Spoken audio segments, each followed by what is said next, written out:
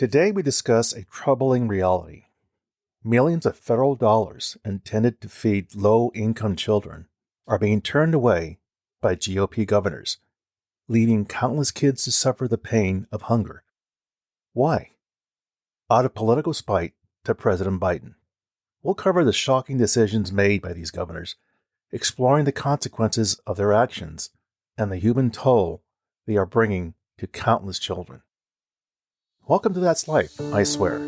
This podcast is about life's happenings in this world that conjure up such words as intriguing, frightening, life-changing, inspiring, and more. I'm Rick Barron, your host.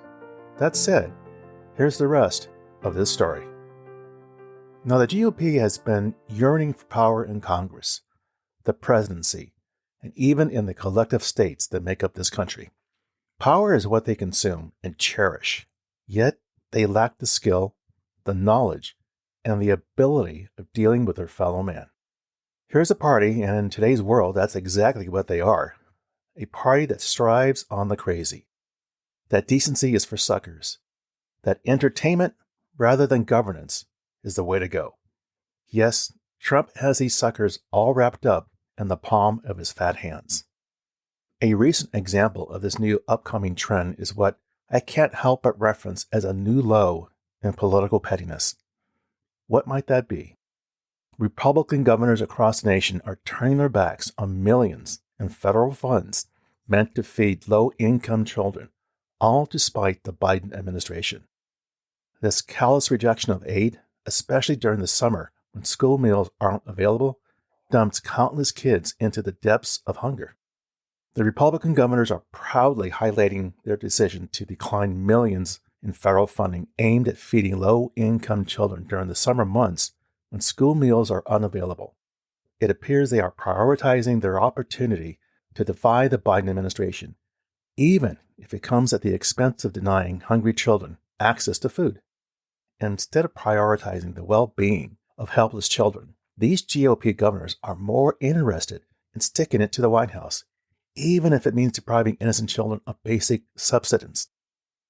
The summer EBT program is designed to provide preloaded debit cards for purchasing essential food items. Now, did I mention the cost of this program? Well, you better sit down as the dollar amount may shock you. You ready?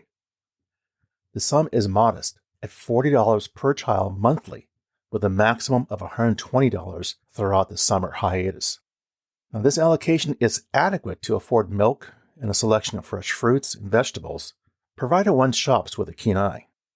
States that participate agree to cover half of the administrative expenses, while the federal government bears the entire cost of the benefit, amounting to approximately $2.5 billion for 2024, along with the remaining administrative costs.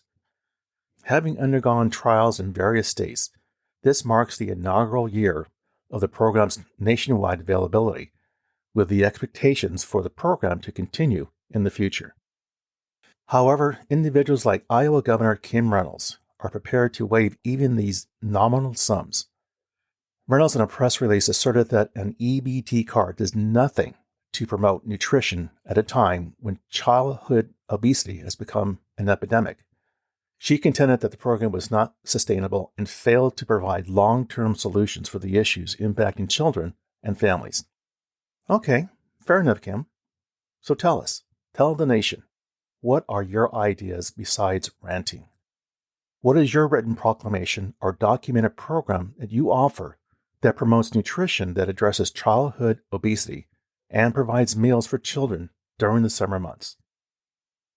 Kim, what say you? Kim? What about the other 14 governors out there? What are your ideas? The choice of Iowa to abstain from joining the summer EBT program, the first newly educated federal food program in decades, will result in much more difficulty in providing the children of Iowa nutritious foods. This is the wording of Kim Reynolds. Now, besides Iowa, there's a total of 14 other states that are rejecting the funding: Alabama, Alaska, Florida, Georgia, Idaho, Louisiana, Mississippi, Nebraska, Oklahoma, South Carolina, South Dakota, Texas, Vermont, and Wyoming. Now, if these states have a moral compass, there's still time to participate. The cutoff is early January of 2025. Now, this shouldn't come as a surprise, but all of the states share one common trait. They're all governed by Republican governors. Behind these flimsy excuses lies a shocking truth. The action of these 15 states condemns millions of children to empty stomachs, forcing them to go without vital nourishment during the long summer months. This heartless disregard for the most vulnerable in society exposes a shameful display of political gamemanship at the expense of innocent lives. As these governors refuse to budge, an estimated 8 million children are left to suffer the consequences of their insensitivity. Despite pleas for compassion, these leaders remain unmoved, clinging to their political agendas while children go hungry. While summer EBT program may not solve every problem, the program aids in alleviating hunger among children during the extended periods when free and reduced price school meals, upon which many impoverished and low-income families rely, are unavailable. Reynolds' insensitive comments perpetuate harmful stereotypes about children in poverty, disregarding the harsh reality that fresh meat, milk, fruits, and vegetables are more expensive compared to unhealthy junk carbohydrates and heavily processed foods, which are major contributors to childhood obesity. Now, ironically, parents often portrayed by some of these same states as all-knowing and infallible authorities in matters of book bans and curriculum censorship are oddly deemed too uninformed to make nutritious food choices for their children.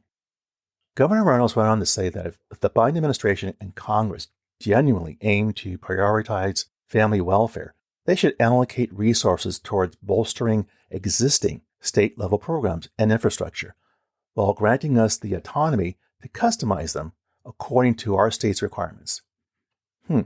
Okay, well that sounds fair.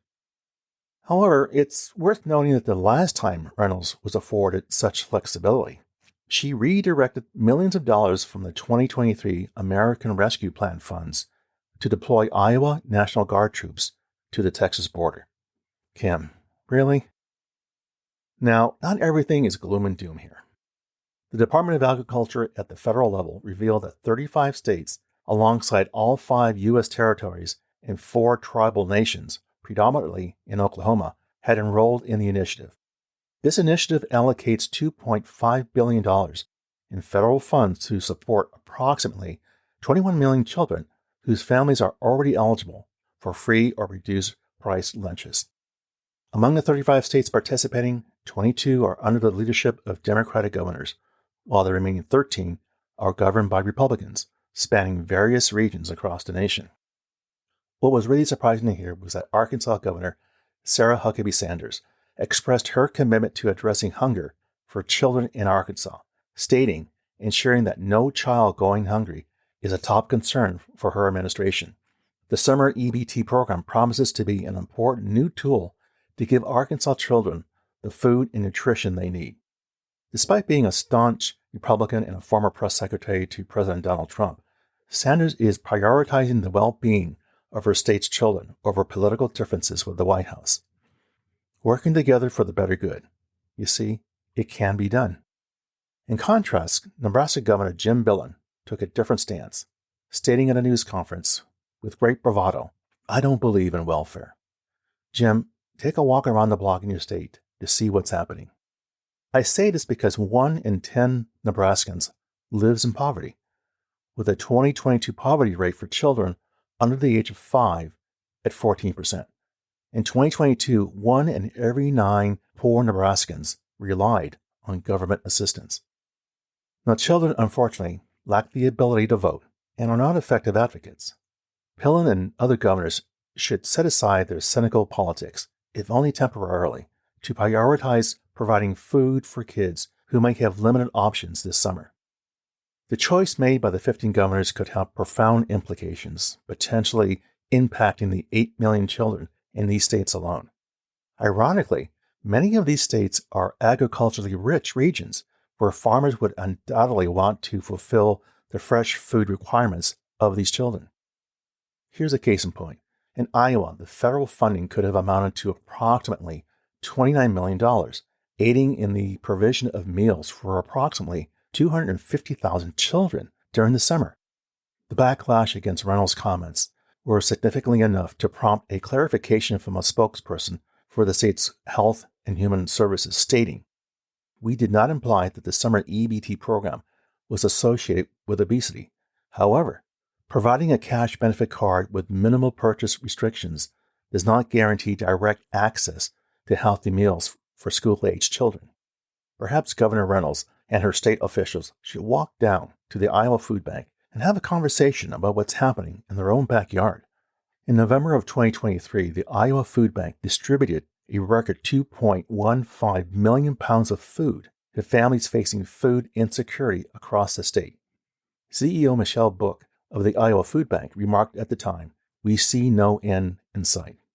It's important to note to the 15 GOP governors that food insecurity differs from mere hunger.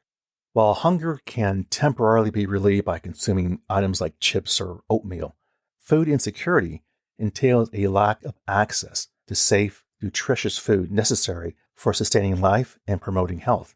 Malnutrition often accompanies food insecurity, with the National Institutes of Health establishing a strong correlation between food insecurity and obesity. Amongst this shameful display, there are glimmers of hope. Some governors, regardless of party affiliation, have stepped up to prioritize the welfare of their state's children. Yet for every beacon of light, there are countless shadows of neglect cast by those who prioritize politics over the well-being of their youngest constituents. What can we learn from this story? What's the takeaway? In the face of such blatant disregard for human suffering, it's clear that political ideologies have overshadowed basic compassion and decency.